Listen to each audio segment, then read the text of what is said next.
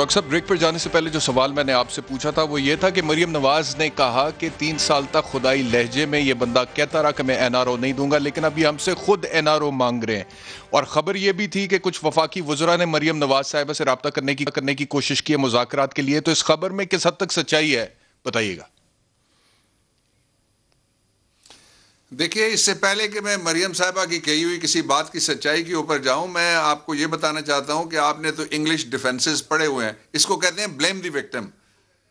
مقدمے کس کے اوپر ہیں؟ کون ہے جو مفرور ہے، کون ہے جو سزا یافتہ ہے، کون ہے جو نااہل ہے ابا سمیت، کون تاحیات نااہل ہے، کس کے چچا، کس کے کزن، کس کے سمدھی، کس کے بہنوئی، اور کس کا پورا خاندان جو ہے پورا چور ٹبر وہ چوری کے مقدمات اور الزامات کا سامنا کر رہا ہے. اس لیے کون یہ کیا دیں گی اور پرائم منسٹر ان سے کب مانگ رہے ہیں؟ ایک پہلو. دوسرا یہ ہے کہ مریم صاحبہ کی سچائی کے صرف 2 ثبوت قوم کے لیے کافی ہیں. ایک جو کلبری کا انہوں نے کمال کر کے سچ بتایا تھا قوم کو، اور اس سے پہلے جو انہوں نے اپنی جائیداد کے بارے میں قوم کو سچ بتایا تھا. اس لیے یہ بھی اسی طرح کا سچ ہے. اور یہ گھڑا کیوں جاتا ہے اس کی میں آپ کو مثال دیتا ہوں. آپ کو یاد ہے جب شہباز شریف واپس آ رہے تھے تو انہوں نے کہا جی فلاں کے ساتھ فلاں کی بات ہوگی، فلاں نے کو اشارہ کر دیا اور فلاں اشارے کے نتیجے میں وہ واپس آ رہے ہیں، سیدھے وہ اقتدار میں جائیں گے. پھر لوگ کچھ اکٹھے ہو جاتے ہیں چند دن کے لیے، پھر ان کو پتہ چل جاتا ہے یہ پھر جھوٹ بول رہے تھے ہمیشہ کی طرح سے. اس لیے جو گورنمنٹ ہے 2 ایشوز کے اوپر تو کوئی گفتگو نہیں ہو سکتی. ایک ان کے مقدمات کے اوپر، اس لیے کہ وہ عدالتوں اور احتساب کے ادارے کے پاس ہیں، وہ گورنمنٹ کے پاس نہیں ہے.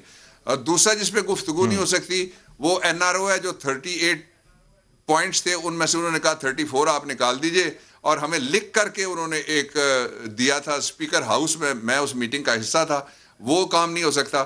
باقی یہ کہتے تھے، انہوں نے خود شروع کیا کہ ہم ایک نیشنل ڈائیلاگ شروع کرنا چاہتے ہیں. ہم نے تو نہیں شروع کیا، یہ شہباز شریف نے کہا، یہ تو نون لیگ نے کہا، یہ تو پی ڈی ایم نے کہا.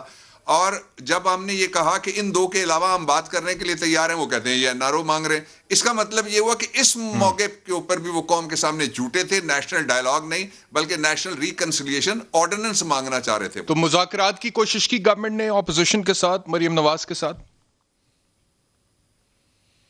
ہم نے 2 دفعہ کووڈ-19 کے اوپر جو اپوزیشن کے ساتھ بیٹھ کے، بلکہ انہوں نے فلور پہ کہا اور ہم نے ایک کمیٹی بنا دی تھی. اسپیکر صاحب نے 2 دفعہ اس کی میٹنگ بلائی اور اس میٹنگ میں یہ نہیں آئے. اس کے علاوہ تو کوئی رابطہ نہیں، کوئی ایسی بات نہیں ہے کہ ہم کسی کو کہیں گے کہ آؤ کسی اور وہ جو کوشش تھی مذاکرات کے لیے، اس کا ایجنڈا صرف اور صرف کووڈ-19 اور جلسے تھے، اس کے علاوہ اور کوئی اس کا ایجنڈا نہیں تھا. وہ جو مذاکرات گورنمنٹ کا بزنس ہے وہی ایجنڈا ہو سکتا ہے نا. احتساب کے کیسز تو ایجنڈا نہیں ہو سکتا، این آر او تو ایجنڈا نہیں ہو سکتا. نواز شریف واپسی اس کے اوپر اگر بات کرنا چاہیں کہ ایڈیشنل میں آئٹم ڈال دیتا ہوں، میں پرائم منسٹر صاحب کو بتا دوں گا میں یہ آئٹم میں نے ڈالی ہے. وہ یہ ہے کہ نواز شریف کی واپسی کیسے فوری طور پہ یہ ان کو واپس لائیں اور ہم اس میں کیا سہولت ان کو دے سکتے ہیں، یہ ایجنڈے بھی شامل کر لیتے ہیں.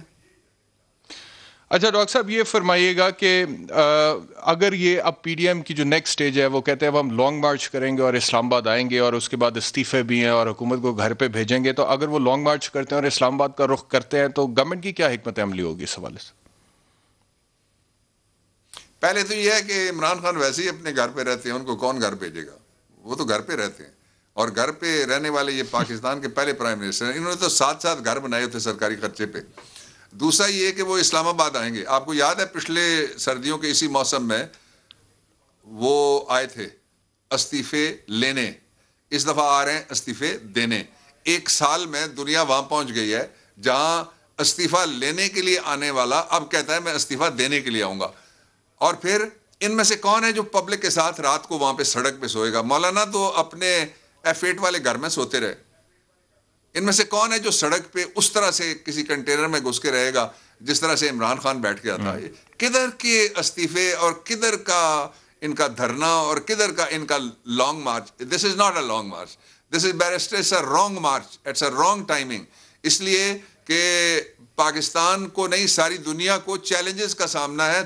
ایک اکنامک میلٹ ڈاؤن جو پاکستان میں نہیں ہے، ہم بحال ہو رہے ہیں اللہ تعالیٰ کی مہربانی سے اور بہت بڑی حد تک اکانومی بحال ہو چکی بھی ہے. اور دوسری طرف جو سب سے بڑا چیلنج ہے وہ یہ کسی طریقے سے لوگوں کی جانیں بچیں. جس گھر میں سے میت جاتی ہے، جس گھر میں سے جنازہ اٹھتا ہے، جس گھر میں بہن ہوتے ہیں، جس گھر میں کوئی بیوہ ہوتی ہے، جس گھر میں کوئی یتیم ہوتے ہیں، ان سے پوچھیں کووڈ-19 کا دکھ کیا ہے. وہ صحیح ہے. کسی نے کہا تھا نا، بلکہ فرت عباد شاہ نے کہا تھا کہ تو ہے سورج، تجھے معلوم کہاں رات کا دکھ، تو کسی روز میرے گھر میں اتر شام کے بعد.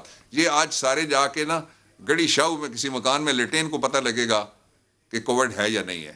یہ تو محلات میں رہتے ہیں جو اس آمدنی سے بنائے گئے جس کا بتا نہیں سکتے کہ وہ کدھر سے انہوں نے کمائے تھے. دادا کہتا ہے پوتے کا، پوتا کہتا ہے دادا کا، اور دادا موجود نہیں رہے.